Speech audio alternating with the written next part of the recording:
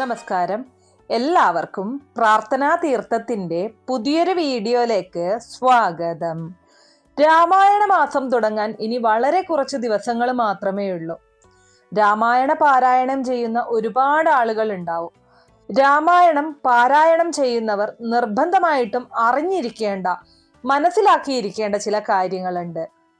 ഇന്നത്തെ വീഡിയോയിൽ ഞാൻ പറയാൻ പോകുന്നത് രാമായണ പാരായണം ആരംഭിക്കുന്നതിന് മുന്നേ പാരായണം ചെയ്യാൻ ആഗ്രഹിക്കുന്നവര് അറിഞ്ഞിരിക്കേണ്ട ചില കാര്യങ്ങളെ കുറിച്ചാണ്.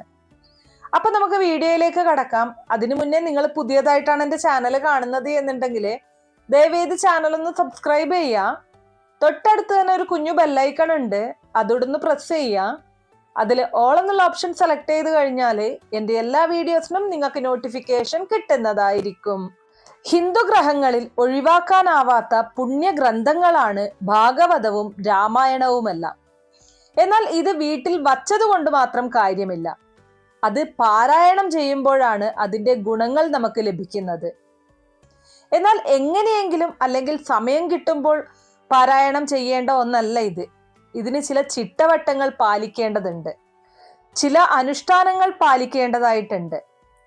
രാമായണം പാരായണം ചെയ്യുന്നതിന്റെ ആദ്യഘട്ടം എന്ന് പറയുന്നത് കുളിച്ച് ശുദ്ധിയായി ശുദ്ധ മനസ്സോടെയാണ് രാമായണം പാരായണം ചെയ്യേണ്ടത്.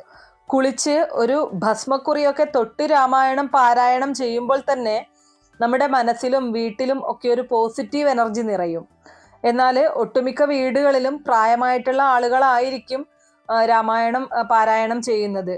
അങ്ങനെയുള്ളവർക്ക് എല്ലാ ദിവസങ്ങളിലും കുളിക്കാൻ സാധിച്ചു എന്ന് വരില്ല. എന്നാൽ നിങ്ങൾക്ക് കയ്യും കാലും മുഖവും ഒക്കെ കഴുകിയും ഇങ്ങനെ രാമായണം വായിക്കാവുന്നതാണ്. ശുദ്ധമായ മനസ്സാണ് ഇതിന് ഏറ്റവും പ്രധാനം. മനസ്സിൽ കളങ്കമില്ലാതെ വേണം നമ്മൾ രാമായണം പാരായണം ചെയ്യാനായിട്ട്. ശരീരശുദ്ധി മാത്രം വരുത്തിയത് കൊണ്ട് യാതൊരു ഗുണവുമില്ല. അത് എല്ലാവരും തന്നെ മനസ്സിലാക്കിയിരിക്കേണ്ട കാര്യമാണ്.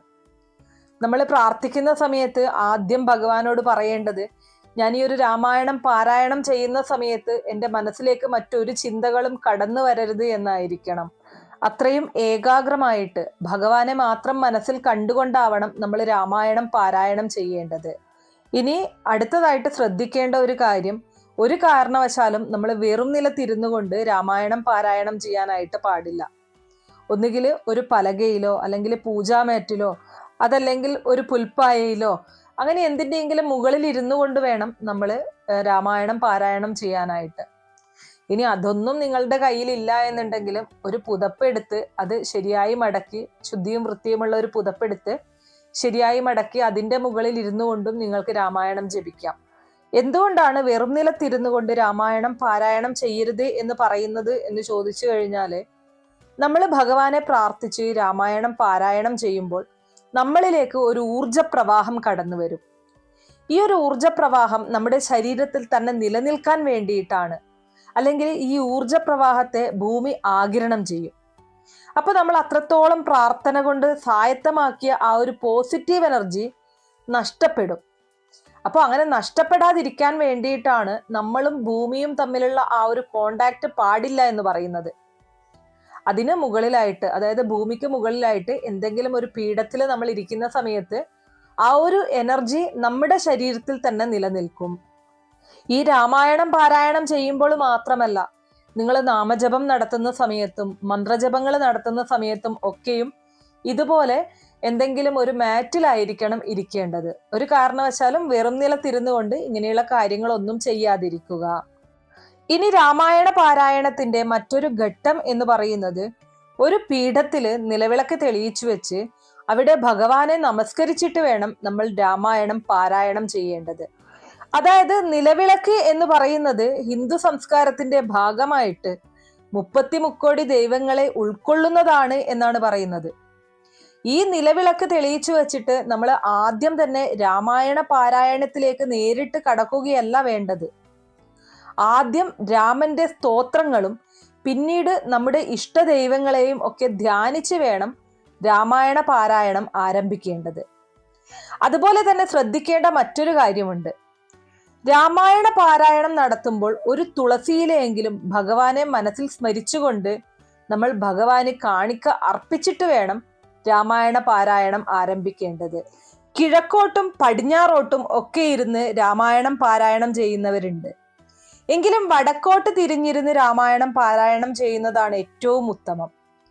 കാരണം മറ്റൊന്നുമല്ല, നമുക്ക് നമ്മുടെ പ്രാർത്ഥനയിലൂടെ നമ്മൾ സ്വായത്തമാക്കുന്ന ആ ഒരു എനർജി അത് പൂർണ്ണമാകണം എന്നുണ്ടെങ്കിൽ പണ്ടുള്ളവർ പറഞ്ഞിരിക്കുന്ന കാര്യങ്ങളും കൂടെ നമ്മൾ പാലിക്കേണ്ടതായിട്ടുണ്ട്. ഇനി നമുക്ക് രാമായണ പാരായണം അനുഷ്ഠിക്കുന്നത് ഏതൊക്കെ സമയങ്ങളിലാണ് എന്നുള്ളതാണ് അടുത്ത ഘട്ടം. ദുർഗായാമത്തിൽ രാമായണം പാരായണം നടത്തുന്നത് ഉത്തമമാണ് എന്നാണ് പഴമക്കാർ പറയുന്നത്. ഈ ഒരു ദുർഗായാമം എന്ന് പറയുന്നത് ത്രിസന്ധ്യ കഴിഞ്ഞ് 7 മണിക്കും 10 മണിക്കും ഇടയിലുള്ള സമയത്തെയാണ്.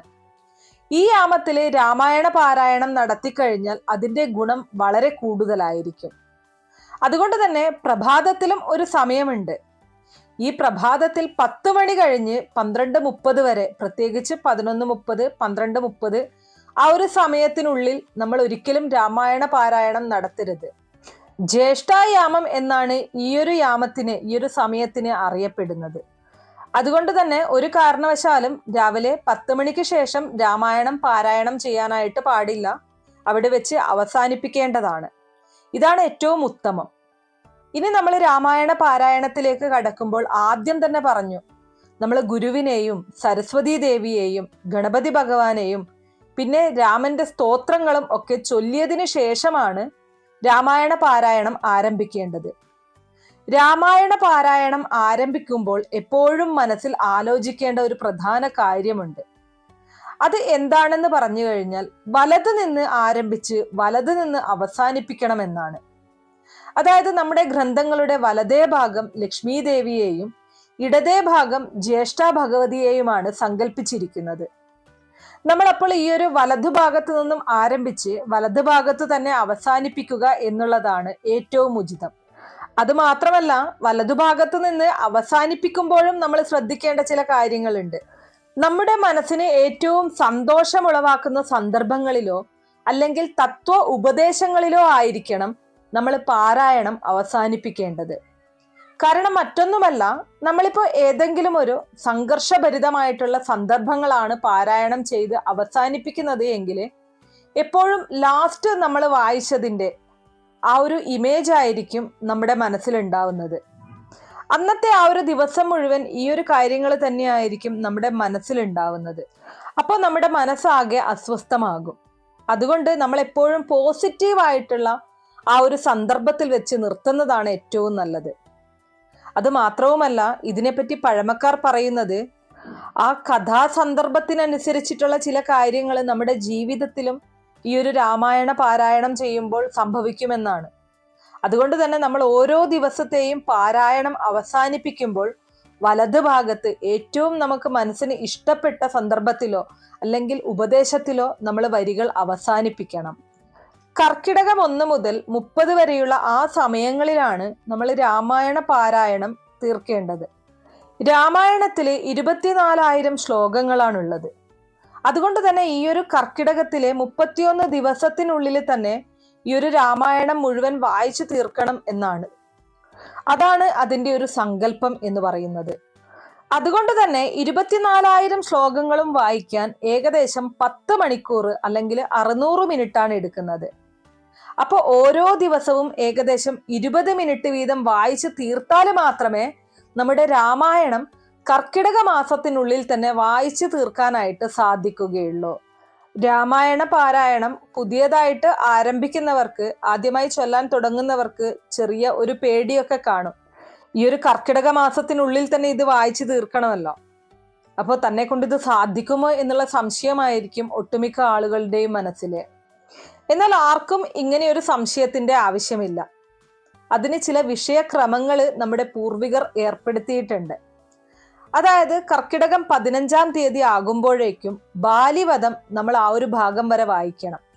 25-ാം തീയതി ആകുമ്പോഴേക്കും കുംഭകർണ വധത്തിൽ വരെ നമ്മൾ വായിച്ച് അവിടെ വരെ എത്തേണ്ടതാണ്. ഇനി 28-ാം തീയതി ആകുമ്പോഴേക്കും രാവണവധത്തിലെത്തണം. അങ്ങനെ കർക്കിടകം 30-ാം തീയതി ആകുമ്പോൾ പട്ടാഭിഷേകത്തിൽ നമ്മൾ എത്തും. അങ്ങനെ ആ ഒരു വിഷയക്രമം നമ്മൾ മനസ്സിൽ ഒന്ന് ആലോചിച്ച് വെച്ചിരിക്കുകയാണ് എങ്കിൽ നമുക്ക് വളരെ സന്തോഷത്തോടെയും സമാധാനത്തോടെയും രാമായണ പാരായണം പൂർത്തിയാക്കാൻ സാധിക്കും. അപ്പോൾ ഒരു ദിവസം എങ്ങനെയാണെങ്കിലും ഒരു 20 മിനിറ്റ് രാമായണം പാരായണം നടത്തിയെങ്കിൽ മാത്രമേ നമുക്ക് ഇത്രയും ശ്ലോകങ്ങളെ ചൊല്ലിത്തീർക്കാനായിട്ട് സാധിക്കുകയുള്ളൂ. ഇനി അടുത്തതായിട്ട് നമ്മൾ മനസ്സിലാക്കേണ്ട മറ്റൊരു കാര്യം എന്ന് പറയുന്നത്, രാമായണ പാരായണം ചെയ്യുമ്പോൾ നമ്മൾ എല്ലാവരുടെയും വീട്ടിൽ എല്ലാവരും ഒരുപോലെ ഇരുന്ന് രാമായണം പാരായണം ചെയ്യാറില്ല അല്ലെ? മുതിർന്ന ആരെങ്കിലും ഒരാളോ അതല്ലെങ്കിൽ രാമായണം പാരായണം ചെയ്യാൻ അറിവുള്ള ഏതെങ്കിലും ഒരു വ്യക്തിയോ ആയിരിക്കും രാമായണം പാരായണം ചെയ്യുന്നത്. ഈ ഒരു സമയത്ത് വീട്ടിലുള്ള മറ്റുള്ളവരൊക്കെ, ചില വീടുകളിൽ ചില ആൾക്കാർ മൊബൈൽ നോക്കിയിരിക്കും, ചില ആളുകൾ മറ്റെന്തെങ്കിലും ജോലിയിലായിരിക്കും, വീട്ടമ്മമാരാണെങ്കിൽ അടുക്കളയിലായിരിക്കും. എന്നാൽ ഇങ്ങനെയൊന്നും അല്ല വേണ്ടത്. പാരായണം ചെയ്യുന്ന സമയത്ത്, ഈ രാമായണം വായിക്കുന്ന സമയത്ത് ആ വായിക്കുന്ന ആളിന്റെ അടുത്തിരുന്ന് നമ്മളത് ശ്രവിക്കണം. വായിക്കുന്നതിന്റെ അതേ ഗുണം നമുക്കും ലഭിക്കുമെന്നാണ് പറയുന്നത്. അങ്ങനെ ഇരുന്ന് നമ്മൾ അത് ശ്രവിക്കുമ്പോഴാണ് നമുക്ക് ഗുണങ്ങൾ ലഭിക്കുന്നത്. ഇങ്ങനെ പാരായണം ചെയ്യുന്നവരുടെ അടുത്തിരുന്ന് നമ്മൾ അത് കേൾക്കുന്ന സമയത്ത്, ആ കഥ നമ്മൾ കേൾക്കുമ്പോൾ നമ്മുടെ കുടുംബത്തിൽ എല്ലാ തരത്തിലുള്ള ഐശ്വര്യങ്ങളും കടന്നു വരും. അപ്പൊ ഈ ഒരു കാര്യം നിർബന്ധമായിട്ടും ചെയ്യേണ്ടതാണ്. നിങ്ങളുടെ എല്ലാ ജോലികളും മാറ്റിവെച്ച് രാമായണ പാരായണത്തിന്റെ സമയത്ത് ഒരാൾ അവിടെ ഇരുന്ന് പാരായണം ചെയ്യുക, ഞാൻ എൻ്റെ ജോലി ചെയ്യുക എന്നുള്ളതല്ലാതെ വീട്ടിലുള്ള ആ കുടുംബത്തിലുള്ള എല്ലാവരും ഒത്തൊരുമിച്ച് അതിൻ്റെ അടുത്തായിട്ട് ഇരുന്നു കൊണ്ട് ശ്രവിക്കുക. ഇനി അതുപോലെ തന്നെ എല്ലാ ദിവസവും രാമായണം പാരായണം ചെയ്ത് കഴിഞ്ഞാൽ ശ്രദ്ധിക്കേണ്ട ഒരു കാര്യമുണ്ട്. പട്ടാഭിഷേക സമയത്തെ ആ ഒരു മനോഹരമായ ചിത്രം നമ്മുടെ മനസ്സിലേക്ക് കൊണ്ടുവരണം. സീതാരാമ ലക്ഷ്മണന്മാരും ഹനുമാനും 30 മുക്കോടി ദൈവങ്ങളും ഒക്കെ സന്നിഹിതരാകുന്ന അപൂർവ നിമിഷമാണ് പട്ടാഭിഷേകം.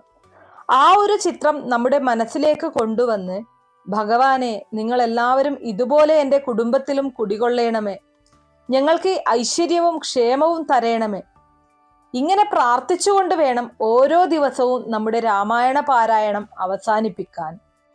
അതുപോലെ തന്നെ ശ്രദ്ധിക്കേണ്ട മറ്റൊരു കാര്യം കൂടിയുണ്ട്. എല്ലാ ദിവസവും പാരായണം കഴിഞ്ഞതിന് ശേഷം ഏകശ്ലോക രാമായണ പാരായണവും കൂടി ചെയ്തതിന് ശേഷം മാത്രമേ നമ്മൾ അന്നത്തെ ആ ഒരു വായന അവസാനിപ്പിക്കാവൂ. ഇനി 30ാമത്തെ ദിവസം പട്ടാഭിഷേകമൊക്കെ വായിച്ച് ആ മനോഹരമായ കഥയെല്ലാം മനസ്സിലേക്ക് വന്ന് വായന അവസാനിപ്പിക്കുമ്പോൾ തീർച്ചയായും കുടുംബത്തിലെ എല്ലാ അംഗങ്ങളും ആ സമയത്ത് ഒരുമിച്ചുണ്ടായിരിക്കുന്നത് വളരെ ഉത്തമമാണ്. അങ്ങനെ വായിച്ചതിന് ശേഷം ഓരോ വ്യക്തികളായി കടന്നു വന്ന് പൂജാമുറിയിലോ അല്ലെങ്കിൽ വിളക്ക് തെളിയിക്കുന്ന ആ ഒരു സ്ഥലത്തോ വന്നിട്ട് പുഷ്പങ്ങളോ അല്ലെങ്കിൽ തുളസിയിലയോ നിങ്ങൾക്ക് എന്താണെങ്കിലും ഭഗവാന് സമർപ്പിക്കാവുന്നതാണ്. നിങ്ങളുടെ വീട്ടിൽ അവൈലബിൾ ആയിട്ടുള്ള പൂക്കളോ അല്ലെങ്കിൽ തുളസിയിലയോ എടുത്ത് അത് ഭഗവാനെ മനസ്സിൽ ധ്യാനിച്ച് ആ വിളക്കിലേക്ക് സമർപ്പിച്ച് 2 കൈകൊണ്ടും ആ ഗ്രന്ഥത്തിൽ കൈതൊട്ട് കണ്ണിൽ വെച്ച് കുടുംബത്തിൽ എന്നും ഐശ്വര്യവും സമാധാനവും ഉണ്ടാകണേ എന്ന് പ്രാർത്ഥിക്കണം. അതുപോലെ തന്നെ അന്നത്തെ ദിവസം ചെറിയ ഒരു മധുരം, പായസമോ അങ്ങനെ എന്തെങ്കിലും ഒന്ന് വെച്ച് കുട്ടികൾക്ക് കൊടുക്കാൻ കഴിയുമെങ്കിൽ നമ്മുടെ ആ ഒരു വായന പൂർണ്ണതയിലെത്തും. രാമായണം പാരായണം ചെയ്യുന്നത് ഒരുപാട് ഫലങ്ങൾ നമുക്ക് നൽകുന്നുണ്ട്. അതിൻ്റെ മഹിമ എന്ന് പറയുന്നത് അത്രമേൽ വലുതാണ്. രാമായണ പാരായണത്തിന്റെ ഏറ്റവും വലിയ ഫലം എന്ന് പറയുന്നത് അല്ലെങ്കിൽ ഗുണം എന്ന് പറയുന്നത് കുടുംബത്തിൽ എപ്പോഴും ഐശ്വര്യവും അതുപോലെ തന്നെ ഭാര്യാഭർത്താക്കന്മാർ തമ്മിൽ എന്നും ഐക്യത്തോടെ ജീവിക്കാനും സന്തോഷത്തോടെ ജീവിക്കാനും എല്ലാ തരത്തിലും ആ വീടിനും വീട്ടിൽ താമസിക്കുന്നവർക്കും എല്ലാ ഉയർച്ചയും ഉണ്ടാവാനും ഇങ്ങനെ എല്ലാം ചേർന്നും നമുക്ക് നല്ല ഒരു ജീവിതം ലഭിക്കാൻ, ആ കുടുംബത്തിൽ എന്നും എല്ലാ തരത്തിലുള്ള സുഖസന്തോഷങ്ങളും ലഭിക്കാൻ ഈ ഒരു രാമായണ പാരായണം ചെയ്യുന്നതിലൂടെ സാധിക്കും എന്നാണ് പറയുന്നത്. അപ്പോൾ സാധിക്കുന്ന എല്ലാവരും രാമായണ മാസത്തിൽ രാമായണം വായിക്കാനായിട്ട് ശ്രമിക്കുക. ഇത്രയുള്ളൂ ഇന്നത്തെ വീഡിയോ. കുറച്ചു പേർക്കെങ്കിലും ഉപകാരപ്രദമായി കാണും എന്ന് വിശ്വസിക്കുന്നു. എല്ലാവർക്കും നല്ല ഒരു രാമായണ മാസം ആശംസിക്കുകയാണ്. വീഡിയോ ഇഷ്ടമാവുകയാണെങ്കിൽ ലൈക്ക് ചെയ്യാനും ഷെയർ ചെയ്ത് മറ്റുള്ളവരിലേക്ക് എത്തിക്കാനും മറക്കരുത്. നിങ്ങൾക്ക് ഏതെങ്കിലും തരത്തിലുള്ള സംശയങ്ങളോ അഭിപ്രായങ്ങളോ നിർദ്ദേശങ്ങളോ ഇനി ഏതെങ്കിലും കാര്യങ്ങളെക്കുറിച്ച് അറിയാനുള്ള താല്പര്യമോ ഉണ്ടെങ്കിൽ തീർച്ചയായിട്ടും കമന്റ് ബോക്സ് വഴി അറിയിക്കാവുന്നതാണ്. നന്ദി.